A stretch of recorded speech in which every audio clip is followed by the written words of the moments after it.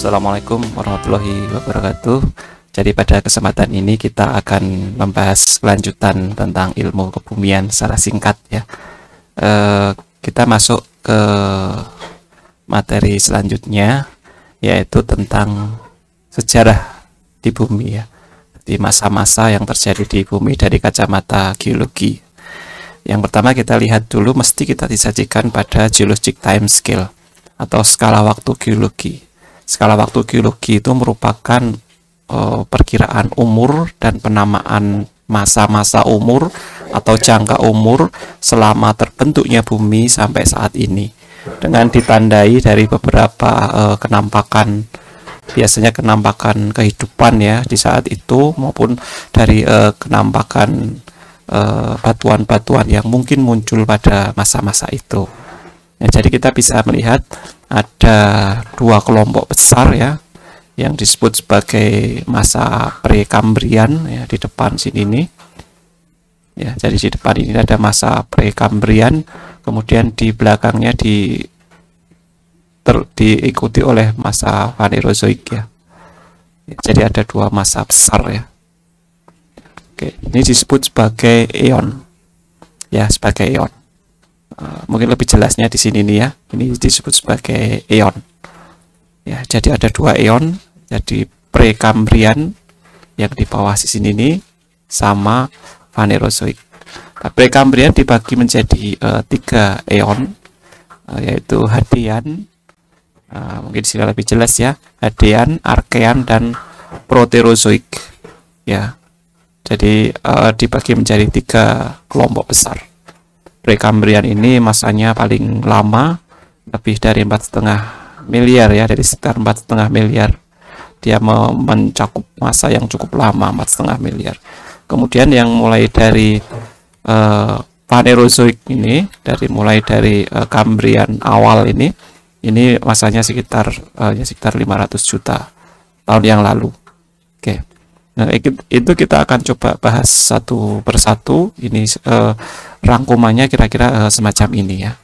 Jadi kalau di masa Hadean itu diawali dari 4,5 miliar tahun yang lalu ya, atau 4.500 juta tahun yang lalu. Ini adalah asal mula dari bumi. Kemudian Archean sekitar 3,8 miliar sampai 2,5 miliar tahun yang lalu.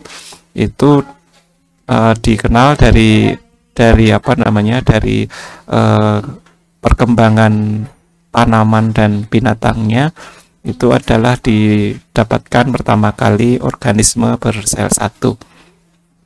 Kemudian 2.500 juta tahun yang lalu sampai sekitar 500 juta tahun yang lalu, berarti ini 2 miliar tahun, itu Proterozoik. Ini tentu saja yang pertama one cell, ini multi cell organism. Nah, ini mencakup waktu yang sangat lama ya di Prekambrian ini. Kalau kita lihat dari relative time span-nya ini, Prekambrian ini tinggi sekali ya. Bisa lihat di sini ya. Ini tinggi sekali. Persenannya besar sekali, 80-an% ya. Sekitar 80%. Kemudian masa-masa sesudahnya yang ini Paleozoik ini segini, Mesozoik, Cenozoik ya, kecil sekali. Cenozoik itu pada masa sekarang. Nah, kemudian di masa Phanerozoik itu dibagi ada 3 era, yaitu Paleozoik, Mesozoik, dan Cenozoik ya. Oke. Nah, di Paleozoik ini kadang-kadang disebut sebagai Paleozoikum ya. Paleozoikum, Mesozoikum, dan Cenozoikum. Tapi bisa disebut sebagai Paleozoik itu saja juga sudah bisa. Kemudian di dalam Paleozoik ini ada periode yang sangat banyak ya. Sangat banyak, ada Kambrian, Ordovisian, Silurian, Devonian, Mississippian, dan seterusnya sampai ke Permian ya. Kemudian di Mesozoik ada Triasik, Jurassik, dan Cretaceous. Di Cenozoik ada Tersier dan Kuarter. Nah, ini pada saat sekarang ini ya. Nah, dari sini kita bisa mendapatkan bayangan bagaimana masa-masa terbentuknya, sejarah terbentuknya bumi dari masa awal terbentuknya sampai sekarang. Kita bisa coba nanti lihat satu persatu, sedikit demi sedikit ya. Oke. Awalnya kita akan membahas tentang Prekambrian ya.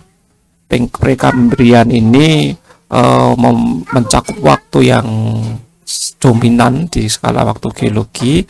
Itu dimulai dari pembentukan bumi sekitar 4,56 miliar tahun yang lalu sampai awal dimulainya periode Kambrian ya, selama sekitar 4 miliar tahun kemudian. Jadi ini mengokupai, menyita waktu banyak di dalam sejarah terbentuknya bumi. Nah, didapatkan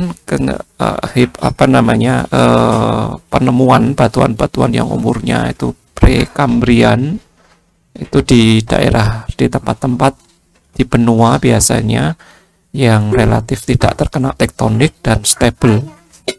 Didapatkan batuan-batuan yang umurnya adalah Prekambrian. Nah, Prekambrian ini ditemukan dalam bentuk shield namanya ya. Jadi diberi nama shield. Itu merupakan suatu area yang cukup luas, biasanya mendatar flat begitu karena tidak terlalu banyak tektonik ya. Jadi ini merupakan daerah yang tersusun oleh batuan metamorfik yang sangat tua yang biasanya berada pada bagian dalam dari benua kontinen ya, benua daratan. Ya, jadi kerak benua yang stabil. Stabil itu maksudnya dia tidak terkena tektonik ya. Oke, jadi sebagian besar diketahuinya Prekambrian, batuan Prekambrian itu dari penambangan ataupun penggalian ataupun ya pemboran dalam. Saya pernah ke Jerman dulu, saya pernah ceritakan ya, itu ada pemboran dalam yang sampai 13 km ya, sampai dalam sekali, itu didapatkan batuan Prekambrian di bawahnya. Oke. Nah, ini adalah tempat-tempat di mana batuan Prekambrian itu ada. Jadi di tempat yang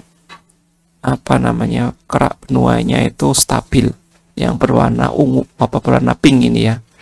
Ini adalah tempat-tempat yang termasuk stabil, tidak terkena tektonik ya. Jadi di Canadian Shield namanya, daerah Kanada, kemudian di Greenland, di Brazilian Shield bagian timur, African Shield yang di bagian barat daya, kemudian di Australian Shield di benua Australia di sisi sebelah barat ini, kemudian di Indian Shield ini di ASEAN, sama di tengah ini di Tibetian di Cina bagian utara ya.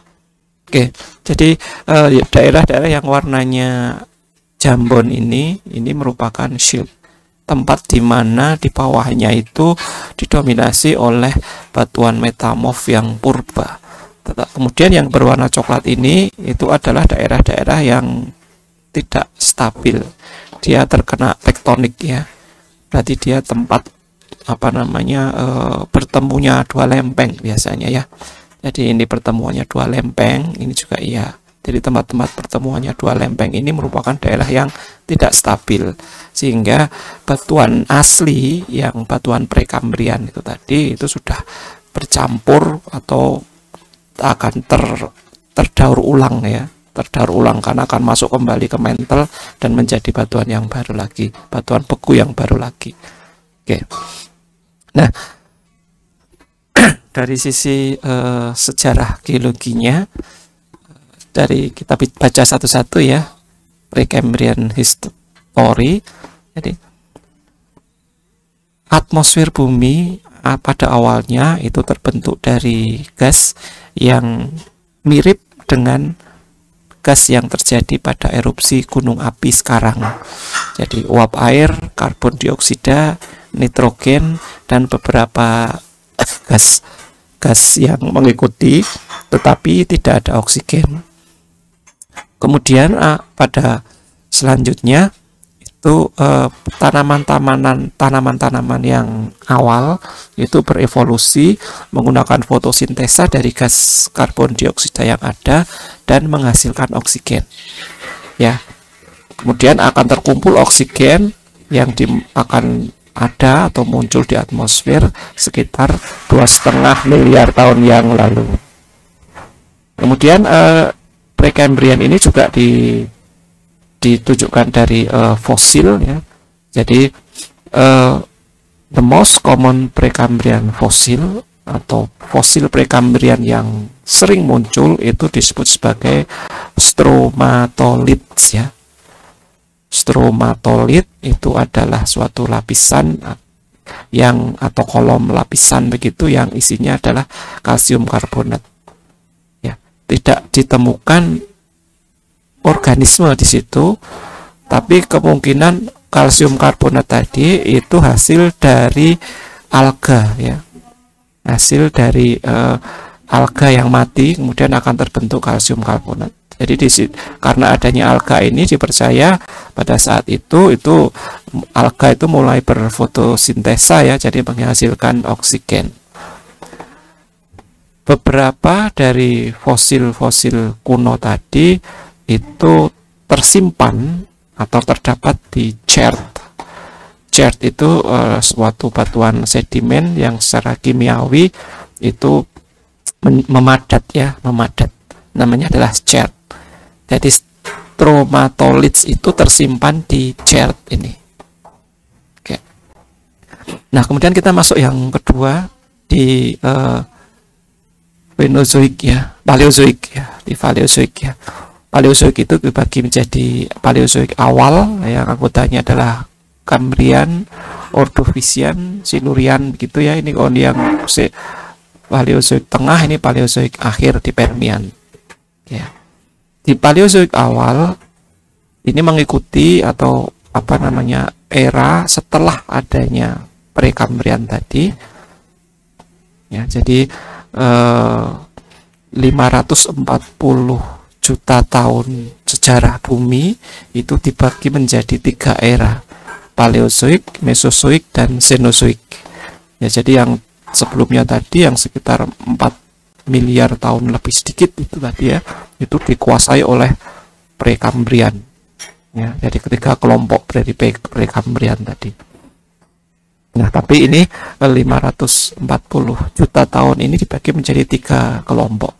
Kenapa kok ini lebih sedikit? Karena pada saat itu fosil-fosil ditemukan secara lebih lengkap, lebih bervariasi ya, sehingga umurnya bisa menjadi lebih detil, bisa lebih didapatkan lebih detil gitu. Jadi ada 3 era ya, Paleozoik, Mesozoik, dan Cenozoik. Di awal dari Paleozoik ini, selama Cambrian, Ordovician, dan Silurian itu Gondwana, jadi benua awal di bagian selatan adalah Gondwana, itu akan terpecah menjadi 5 benua, yaitu benua Amerika Selatan, Afrika, Australia, Antartika, dan sebagian Asia. Gambarnya kira-kira semacam ini ya. Jadi Gondwana yang merupakan cikal bakal benua di sisi selatan itu akan membentuk 5 ya. Jadi yang ini ya, yang sebagian selatan ini ya, Amerika Selatan, Afrika, Australia, Antartika, dan bagian dari Asia ya. Jadi Afrika, Amerika Selatan, dan bagian dari Asia di sini nih. Ini adalah yang Gondwana. Oke ya. Oke. Nah, kemudian di awal Paleozoik ini tentang kehidupannya ini dibatasi hanya di laut saja. Jadi kehidupan di awal Paleozoik ini hanya dibatasi terjadi di laut saja. Jadi ini contoh ilustrasi artis ya. Jadi gambaran artis pada periode Ordovician seperti ini. Kemudian di akhir dari Paleozoik, tadi di awal, sekarang di akhirnya akan terbentuk Laurasia ya. di akhir Paleozoik ini akan terbentuk Laurasia, yaitu sebuah masa benua yang terbentuk dari Pangea, terdiri dari Amerika Utara dan Eurasia. Jadi namanya Laurasia. Ya, dibentuk dari bagian utara dari Pangea membentuk Amerika Utara dan Eurasia. Di akhir dari Paleozoik ini, semua kontinen itu akan menyatu di superkontinen Pangea. Oke ya. Jadi semacam ini ya, yang ini Laurasia dan ini Gondwana. Dari sini ya, dari Permian, Mississippi. Dari sini kemudian ke sini dan ke sini ya. Jadi menyatu menjadi Pangea. Jadi Laurasia, Gondwana ini menyatu menjadi Pangea. Ya, jadi Laurasia dan Gondwana ini terpecah menjadi Amerika Utara dan sebagian Eurasia di masa Devonian, kemudian di masa Mississippian itu kondisinya seperti ini. Ya, di Laurasia dan Gondwana seperti ini, kemudian mereka menyatu membentuk Pangea. Ya. Nah, kemudian di kehidupan di late Paleozoik ini, di 400 juta tahun yang lalu, tanaman itu mulai beradaptasi untuk bertahan hidup di sisi air tadi ya, yang bertahan hidup di pantai-pantai itu berpindah ke daratan menjadi tanaman-tanaman yang ada di daratan. Ya. Nah, kemudian pada masa ini juga itu dikenal amfibi, jadi hewan-hewan amfibi itu mulai bermacam-macam karena mereka dengan penghuni tanah lainnya ya, mereka memiliki kompetisi minimal karena memang tidak ada sebelumnya, sehingga binatang-binatang amfibi ini berkembang secara cepat sekali, banyak di sini ya. Contohnya adalah semacam ini armor plated fish, bayangannya semacam itu ya. Nah, ini adalah contoh model dari Pennsylvanian Quail Swamp ya. Jadi pada saat itu tanaman-tanaman yang ada di pantai itu mulai bergerak ke arah daratan ya. Jadi memang masih beradaptasi dengan air ya, dalam bentuk Quail Swamp ya, jadi semacam rawa-rawa begitu. Nah, kemudian di akhir Paleozoik era ini itu dimulailah kehidupan itu mulai berkembang dengan sangat cepat ya. Kemudian di sini ada penjelasan tentang kemusnahan Paleozoik, kemusnahan hebat pada masa Paleozoik. Jadi di sini diceritakan bahwasanya iklim di dunia itu menjadi sangat bervariasi ya, yang menyebabkan kemusnahan hebat ya di beberapa spesies ya. Kemudian pada late Paleozoik atau Paleozoik akhir ini itu pemusnahan menjadi yang terbesar, paling tidak ada 5 kemusnahan massa mencapai yang didapatkan pada akhir 500 juta tahun yang lalu dari sekarang ya. Ini kemusnahan yang hebat itu didapatkan pada late Paleozoik ini, Paleozoik akhir. Kemudian kita masuk setelah Paleozoik itu adalah di Mesozoik ya. Mesozoik itu zaman setelah Paleozoik akhir atau Permian, itu sudah mulai masuk ke Triasik, Jurassik dan Cretaceous. Di sini ini adalah masa-masa reptilia berkuasa. Ya, masa-masa reptilia berkuasa pada zaman Triasik itu adalah dominasi adalah dinosaurus, kemudian di Jurassik itu ditemukan burung pertama kali, kemudian ditemukan tumbuhan yang memiliki bunga, kemudian di mata Cretaceous itu adalah kemusnahan dari dinosaurus ya, kemusnahan dari dinosaurus. Oke, ini isi dari Mesozoik ya. Di dalam Mesozoik ini dinosaurus itu merupakan penguasa daratan ya pada saat itu, reptil yang menghuni bumi, yang kemudian dia berkembang selama masa Mesozoik. Ya, di masa ini itu reptil juaranya ya. Nah, di dalam masa Mesozoik ini dari sejarah benuanya ada major event, pada peristiwa utama dalam Mesozoik era ini adalah pecahnya lagi Pangea. Pangea pecah lagi. Ya, jadi Gondwana sama Eurasia tadi itu mulai bergabung membentuk Pangea, kemudian pecah lagi. Oke ya. Kemudian kehidupan di era Mesozoik ini ada yang disebut sebagai gymnosperm ya. Adalah sebuah seed bearing plant ya, jadi buah tanaman yang memiliki biji yang tidak tergantung dari keadaan air ya, tidak dia bisa hidup tidak di air begitu ya. Ya, jadi gymnosperm ini secara cepat itu menjadi tanaman dominan di era Mesozoik ya.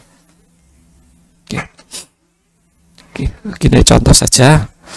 Kemudian ada shelled egg ya, pada saat itu di masa era Mesozoik ini itu di awal mula ditemukan atau awal mula adanya telur gitu ya.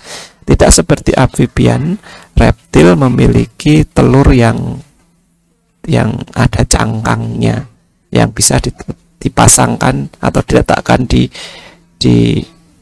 daratan gitu ya. Kalau sebelumnya amfibi itu telur-telurnya itu ada di air ya, tapi reptil itu memiliki telur yang punya cangkang. Itu masa Mesozoik ya. Oke. Kemudian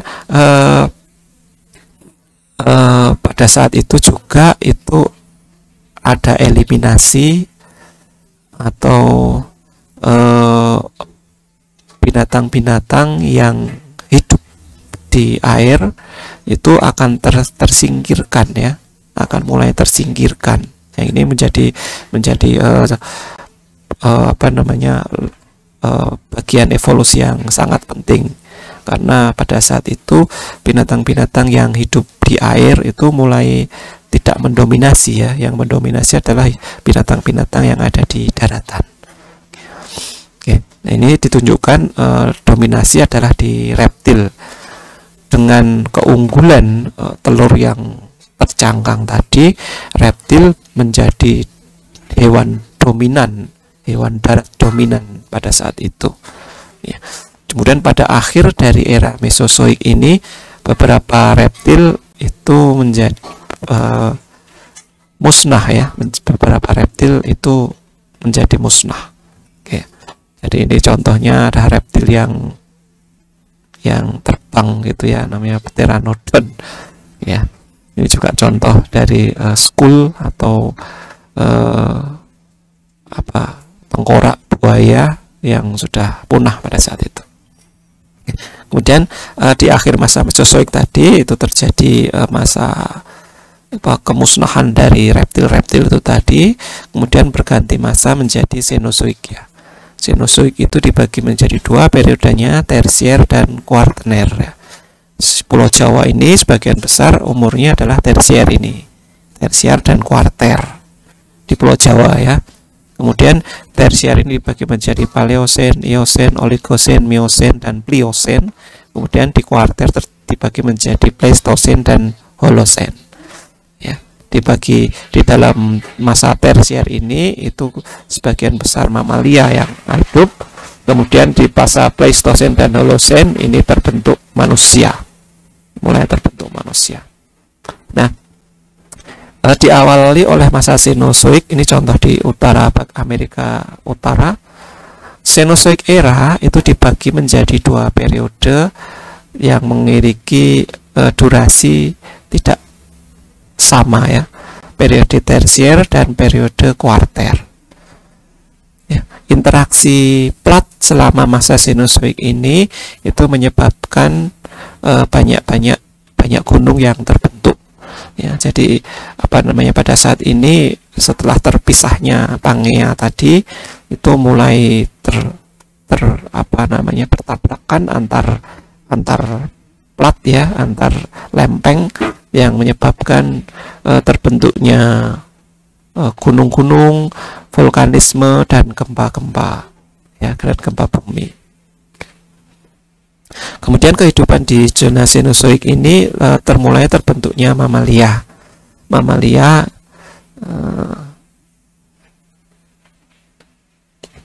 menggantikan reptil ya, yang habis pada saat akhir dari atau awal dari Cenozoik ini ya, ini sudah mulai habis. Kemudian angiosperm itu akan menggantikan gymnosperm. Angiosperm itu tanam-tanaman yang bijinya itu atau benihnya itu terbuat dari, atau benihnya itu tersimpan dalam bentuk bunga ya, dalam bentuk bunga, itu menggantikan gymnosperm ya. Jadi yang sebelumnya dominan pada masa-masa pre-Cenozoik itu tadi, Paleozoik ya.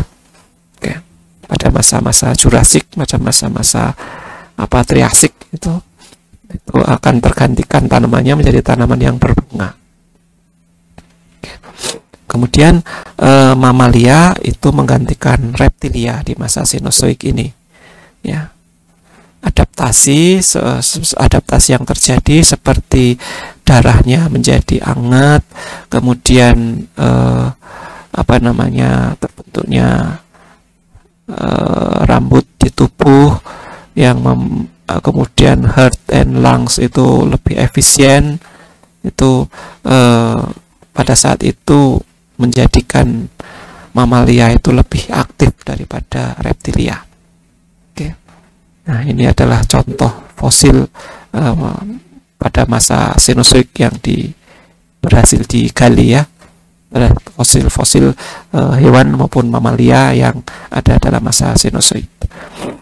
Kemudian kehidupan di masa Cenozoik ini ada mamalia yang berukuran besar yang disebut sebagai mastodon dan mammoth ya. Jadi yang keduanya itu merupakan gajah yang ukurannya sangat besar, itu menjadi musnah ya. Sebagai tambahan juga itu kucing saber-tooth ya, giant beaver, large ground sloth, kuda-kuda, camels, unta, bison yang raksasa itu musnah di benua Amerika bagian utara ya.